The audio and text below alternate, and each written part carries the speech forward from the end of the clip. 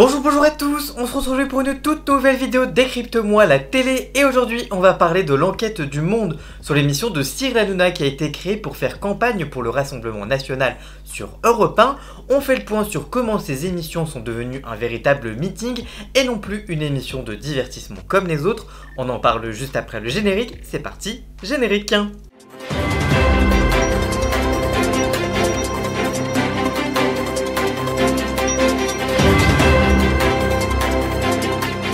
Avant d'évoquer l'émission sur Europe 1, il faut revenir sur comment Cyril Hanouna a réussi à s'implanter dans la vie politique française. Les débuts de la politisation de Cyril Hanouna. Si Cyril Hanouna a reçu quelques politiques sur ses plateaux lors des premières émissions sur C8, c'est bien en septembre 2018 que l'animateur prend un tournant en créant Balance ton poste, une émission sociétale avec des éditorialistes et des politiques sur des sujets d'actualité. Très vite, les politiques vont se presser en plateau et notamment la majorité présidentielle au moment des Gilets jaunes, après avoir une faiblesse dans les audiences et voyant la place que prend Yann Barthès avec l'actualité dans Quotidien, Touche pas mon poste va donc progressivement parler de sujets de société, notamment à la rentrée post-Covid.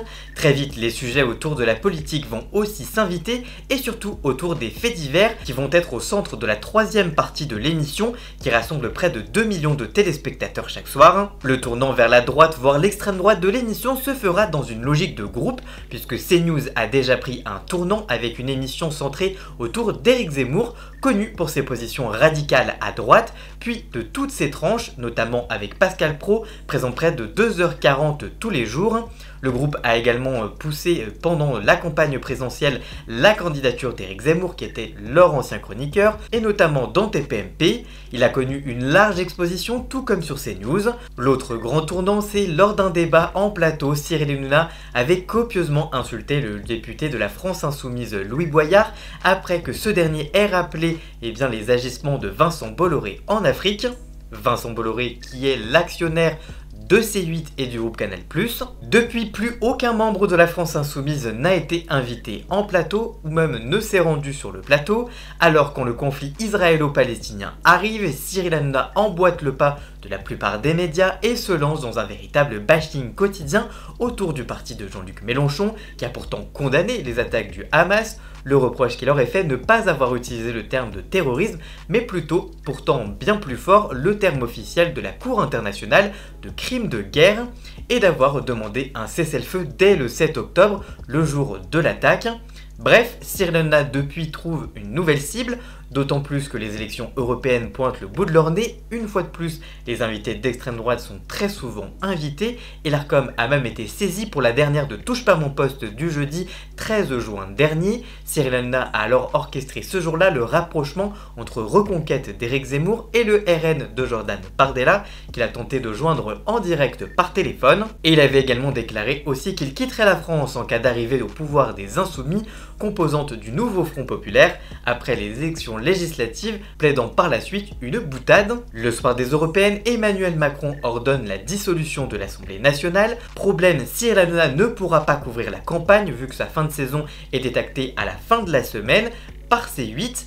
C'est sur donc Europe 1 qui appartient également à Vincent Bolloré que Cyril Hanouna suivra ou plutôt fera campagne. Début juin, pour couvrir l'actualité politique dans le cadre des élections législatives anticipées, Europe 1 a donc chamboulé sa grille des programmes en misant sur On marche sur la tête, une nouvelle émission pilotée par Cyril Hanouna qui avait quitté la station en 2016. Cyril Hanouna devenu outil de propagande. 5 jours par semaine, durant 1h30, l'animateur a assuré pour la radio la couverture des législatives, quitte à s'attirer les foudres de plusieurs des médias concurrents. Dès le 17 juin, dès le deuxième jour d'antenne, l'animateur phare de C8 a successivement reçu des figures de droite ou d'extrême droite à l'instar d'Éric Zemmour, Robert Ménard, Julien Audoul ou encore Marion Maréchal, qui a valu à Europe 1 d'être épinglé par l'Arcom, qui lui a rappelé ses obligations en matière de pluralisme et d'humilité vis-à-vis de l'actualité électorale. Le 29 juin 2024, la veille du premier tour des élections législatives, les équipes du Monde ont analysé l'ensemble des 15 heures de direct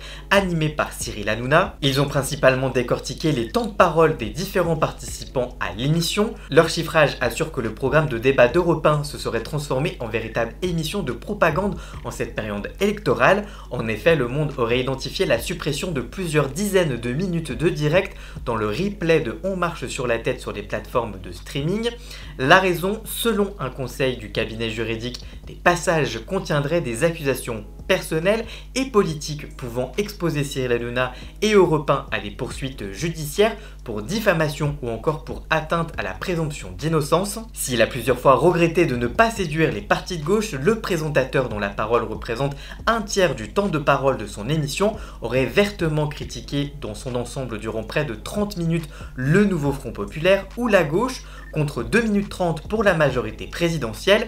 Quant aux Républicains et le RN, l'animateur ne leur aurait fait aucun blâme. Si le 25 juin, Cyril Hanouna a accueilli pour la première fois Arthur Delaporte, candidat du Parti Socialiste d'après le décompte du Monde, le politicien aurait été interrompu ou contredit près de 120 fois en 9 minutes, soit 3 fois plus que Laure Lavalette, candidate du RN, qui elle n'aurait été interrompue qu'une quarantaine de fois en 11 minutes d'intervention. À l'antenne et dans un extrait depuis supprimé, le présentateur l'avait notamment accusé d'être responsable de la montée de l'antisémitisme en France, en plus d'avoir une part de responsabilité pour le viol à caractère antisémite qui s'était déroulé à Courbevoie en juin dernier. Pour rappel, dans sa mise en demeure, le régulateur de l'audiovisuel avait révélé que l'actualité électorale de la France Insoumise et du nouveau Front Populaire avait été traitée de manière systématiquement critique et virulente, en des termes souvent péjoratifs et outranciers.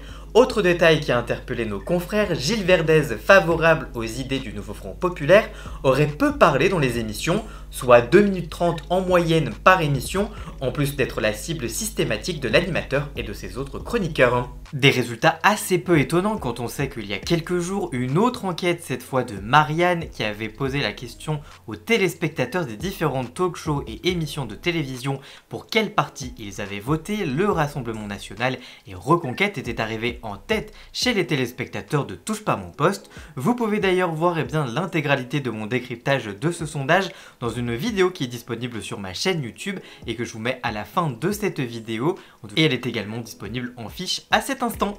Même si on est assez peu étonné vu les précédentes enquêtes, notamment lors des campagnes présidentielles et les invités très nombreux d'extrême droite qui étaient sur le plateau de TPMP, c'est toujours intéressant de voir comment cette stratégie continue de se mettre en place dans les médias de Vincent Bolloré.